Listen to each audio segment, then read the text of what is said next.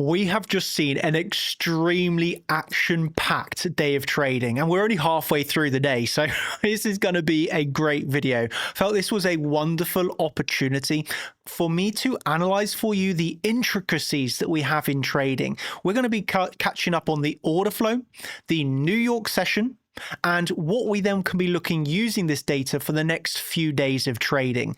And I mean it, like some of these very intricate little moves here, I really do not feel are talked about here on YouTube at all. Not many people, to be honest with you, even have the understanding of this. So we are going to be going deep into the charts here, but you know, it's just going to be one which is full of knowledge and insight. So I really, well, I hope that you thoroughly enjoy and learn just so much in this, next 10 minutes that we got going on here.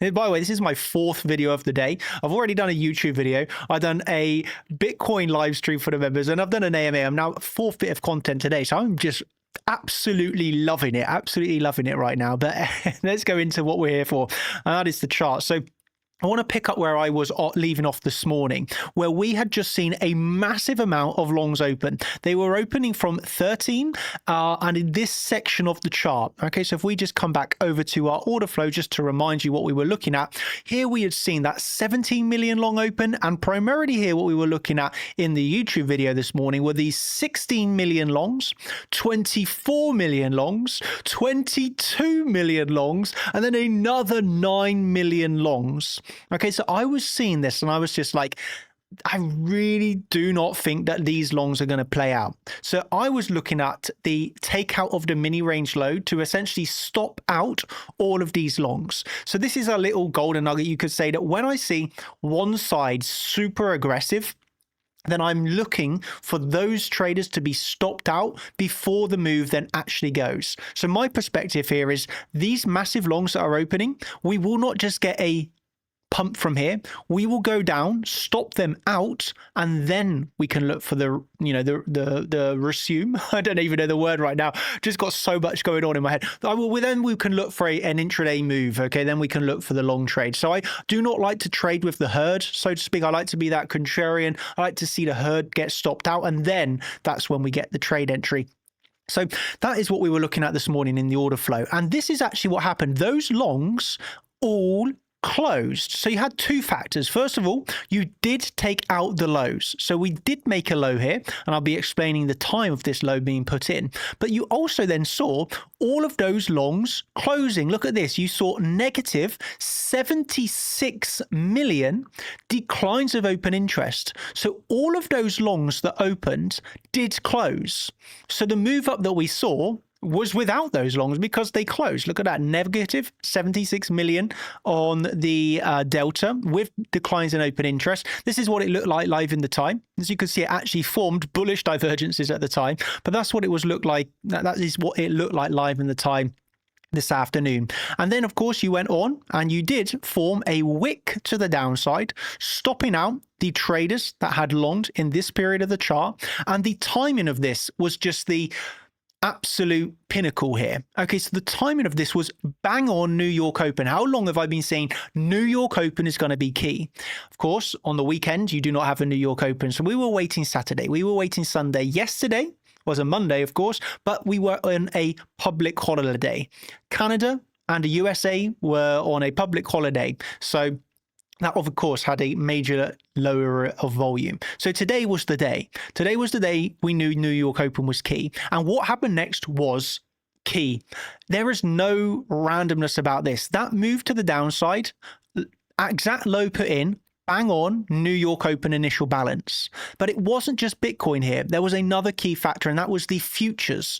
I want to just play you a quick, this is about 30-second clip from my live stream this morning to the members, just so you can see what we were looking at and how this has played out, because, you know, I want to show you these insights. So, and then we'll expand upon it even more. Again, there's going to be a lot of golden nuggets in here. So just listen carefully for 1 minute. This is on times 1.5 speed. So maybe you want to slow down the YouTube video. I do not think we put in the low here on London when we've obviously got the stocks pulling back too. I think it's like a very, you know, pretty likely that we at least will fill the gap. Okay, so I'm looking for this gap really to fill on the futures market. So that makes sense if we're still looking for a further pullback on the futures to at least fill the gap. Then I think it makes sense for Bitcoin to lose this point of control. So I'm personally not longing this point of control now.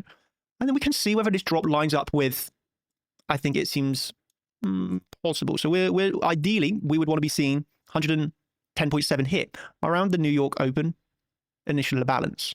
Then I think we have a bit of a day trade setup. Yes. Okay. Then we got the, more than around. Then we got the value area low. So I would want to see how this lines up with the futures. Okay, so you kind of got my viewpoint there. I was saying I want to see how this lines up with the futures. I do not think the low is put in from London session. I will definitely be looking for high interest on New York Open initial balance, which is the New York Open first hour of trading, and how it lines up with the CME futures. I would like to see the futures filled. And this did line up very nice indeed. So we put in this low, and look at this. Look at the futures. This is the exact gap we were looking at. So just so you know, there's no randomness, or there's no randomness here. But the exact gap that we were looking at. Where is it? Where is it? Where is it? Okay, there you go. There's the chart. We were talking about this is the CME gap that we want to see filled in New York session. And that is exactly what happened. Here is the wick to the downside. There is your gap fill. Look at that, right on the New York Open. Right, just, you have to say that's absolutely lovely. You can see the New York initial balance, first hour of the trading session, the low, the wick, the gap filled there, 245. So within that New York initial balance, full on within the trading session, you had the wick to fill the gap, which of course is a massive buying opportunity. Okay, if you trade ES or NQ, this is one of the easiest long trades you're ever going to see, because first of all, this is in a massive super bull market. You don't need a lot, right? You do not need a lot when it comes to this massive bull market, which is the stock. So filling out the gap, that is just a long trade every single day of the week. And Igor was actually in a live trading stream at this time. So yeah, you would have had live analysis of this and trades as it was happening. Anyway, you filled that CME gap, which is a massive long signal. And you can see off the back of this, wonderful strength to the upside. So I say here over on Twitter, price drop to fill the CME gap. Normally this results in a rise in price. Well, this was like 3 hours ago posted. And of course, we have seen continuous rises on price on the futures here. And we know there's a correlation between the futures and Bitcoin. So with the futures bottoming out with the fill of the CME gap and rising in price, well, Bitcoin has followed along, right? Bitcoin also bottomed out at the exact same time and has got continuation to the upside. Not quite as strong as the stocks, we could say, because they're already taking out highs, but nevertheless, it's been quite a decent intraday bounce, we could say. So there's a few key summaries that I want to make here. Key point number one that I want you to truly listen and learn from. Number one was the understanding that it was very unlikely that we will make the low here from the London session at the point of control. Why? Well, the number one reason was we hadn't seen a low yet on the futures. So I'm understanding the correlation. We haven't seen the low on the futures. We're going to go down and fill the CME gap. And I want the low put in New York session. And I want to see those longs on the order flow. I wanted to see those longs stopped out. Well, what happened next? Those longs closed. The lows were taken. Traders were stopped out. It happened on the New York Open. And it happened just as the futures closed its CME gap. Like, that was everything lining up together, right? That was everything lining up together. So, I thought this was a really, really interesting video for me to make it, just so you can understand the pieces of the puzzle. And of course, you do have to understand that the headlines and the titles. Listen to the content of my videos. Don't listen to the titles. Of course, the titles are very hype focused. You got to listen to the content because otherwise it's going to be a little bit confusing. But if you really just listen to what we're talking about here, like the moves are not random. Right? There's nothing random about filling the CME gap on New York Open, getting a rise to the upside. So next, and that also is, of course, around that daily level. But what I want to be talking about next is this likely to get a full reversal, or can we still come down and make another new low? Okay, so first of all, what are we looking at? Well, this is our mini range. So of course we didn't take out the mini range low, and that was very annoying because I didn't get the long filled. So we still got this mini range ongoing, right? And you can see right now we're in the middle of the range. So what I would be saying, of course, we put on the mini range, then we put on our fixed range tool. We have bounced off of the value area low. So essentially we can be saying price goes from value area high to value area low to value area high to value area low. At the end of the day, this is a range bound environment. That means you do not want to be getting, one second, I need to cough. That means you do not want to be looking for shorts at the lows, and you do not want to be looking for longs at the highs. The one and only trade that you're looking for as you drop down to support is longs. And the one and only trade that you're looking for as you're rising is shorts. Okay? You do not look for longs up at the highs, and you do not look for shorts down at the lows ever, right? This is the number one key principle that I will be teaching you every single day in Chart Champions. You do not do that, okay? You do not long in FOMO. You look for shorts on the rises, longs on the drop. So we are just totally range bound right now. A few key factors, of course, we still have this downtrend anchored VWAP from all-time high to contend with. That is coming up at now very perfectly at the top of that range. You are now through the session VWAP. So the session VWAP we are now through. So what I would say in terms of the session VWAP is when you're through the level, you want to see it maintained. So a key support intraday support now really coming in at around $111.5 thousand. Okay, you want to see that maintained in terms of support. And you have two types of support. First, the value area high, and then of course that VWAP around a point of control. So that's, to be precise, $111,268. I would say that is a crucial intraday support because that's going to be your session VWAP of the day. You're going to be holding, of course, looking to hold that higher low. And that's the way that I would approach this. I would say you got still a very, very, very key resistance now. Weekly highs on the all-time high downtrend anchored VWAP. So I'd be saying this would be my key intraday resistance, to be honest with you. That's where I would be saying that's a very, very, very key resistance. And to be honest, still below us. I know a lot of people might think, well, this is not going to happen anymore. But I still believe that there is no reason why we cannot hit $107,000. So what I'd be saying to myself is, well, where will I look for my next trades? Well, I will look for a short off of around 117,000, right? And I will look for a long around 107,000.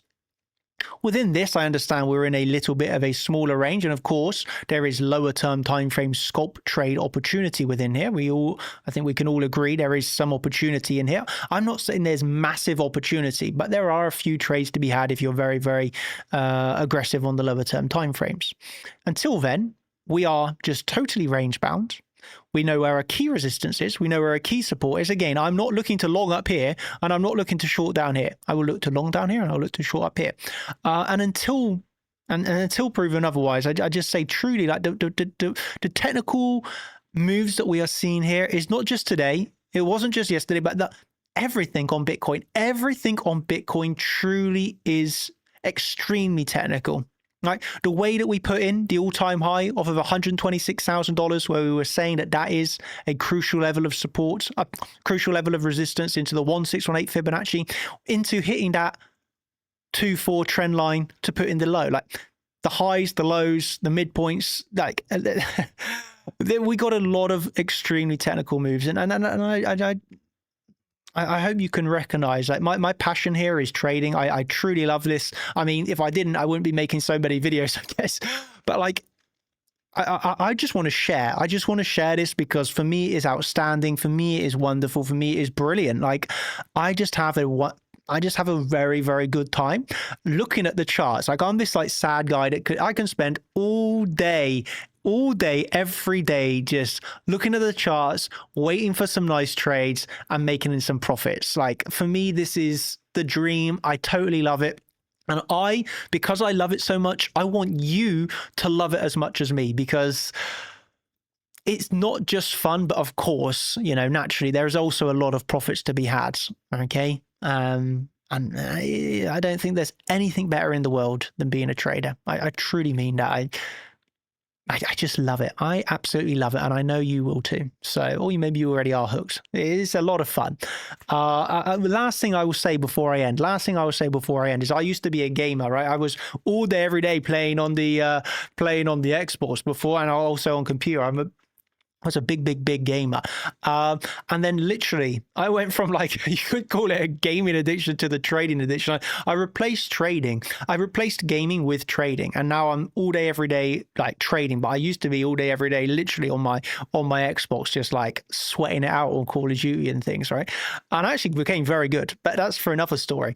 But I've said this before. I said again, like, the skills, or I think, yeah, the skill is right. Well, the skills that you learn from gaming are so interconnected with the skills that you have in trading. I think if you have the personality of enjoying video games, you can definitely enjoy trading. But the advantage is playing video games, you're not really making any money, right? Unless you are professional, right? But if you're trading, like, even if you are a non-professional, right, you're just here as a retail guy, you're still able to extract profits. And so it's like, this is a wonderful thing to be doing all day. Anyway, I absolutely love it, and I always will love it. So yeah, final words here. We are just totally range bound. Within that, we've seen some extremely technical moves. I'm not getting overly excited thinking, oh yeah, the low is in. I still think that we can pull back lower. There's no reason for me to think that can't be the case until we see a major sign of strength. I still believe lower prices can be hit, yes. So don't bite off my ear if they don't come, but I still believe we can hit lower prices. And again, if we see that sign of strength, then I would change my tune and say, hey, you know, lower prices didn't come, but it is what it is. I think that's the final thing that I will end with here. And it's just like, you know, be like water, right? You can have a bias. Like, my bias would be, I would like to see lower prices come. But I'm also not going to be the trader that says, oh, lower prices are coming out and I will not take any longs. I'll always be continuously every day, lower prices, lower prices, lower prices. If I see a good long trade setup, I'm going to take it, right? So even if I have a bearish bias, I will still take long trades when they're given. And I think some people, they get so wrapped up in the idea of, oh, Daniel's bearish, and they will just never take any longs. Like, that's not me. So if you're learning from me, you have to understand, I'm like water. I think the Bruce Lee saying is, right, be like water, be adaptable, right? You can be bearish one day and bullish the next, and that's not flip-flopping. That's trading the chart. So a lot of people, oh, this guy's bullish one day, he's bearish the next. He's bullish one day, he's bearish. Guess what? These people aren't making money, because if you do make money, you know that is totally fine to be one day bullish, bearish the next, if the chart is telling you to be so. Because guess what? Yesterday, you were rising in price. You can be looking for your shorts. Today, you are dropping in price. You could be looking for your longs, right? That's not flip-flopping. That is simply just trading the charts and high probability trade setups, right? So again, it doesn't really matter what the majority of people say, because the majority of people don't make money, right? So yeah, block the noise, just focus on the charts and be adaptable, right? Be like water. Just take the good trade setups when they come. Anyway, hope you've enjoyed this quick trade recap. If you have, you know what to do. Smash that like button. I'll say it, 5,000 likes. I'll do a live trading stream. Trust me, the live trading stream will be epic, but you got to smash that like button. Otherwise, yeah, you'll see me at some point, maybe later this week or next week, again here on YouTube. Other than that, you can get us, of course, over at chartchampions.com. Thank you ever so much. What a fill of that CME gap, by the way, marking the absolute low on New York session. You know, I was telling you New York will be key. It absolutely was. Marked the exact low as we filled the gap. And that is technical analysis. Hope you've enjoyed. Thank you ever so much. That's me signing out. Goodbye.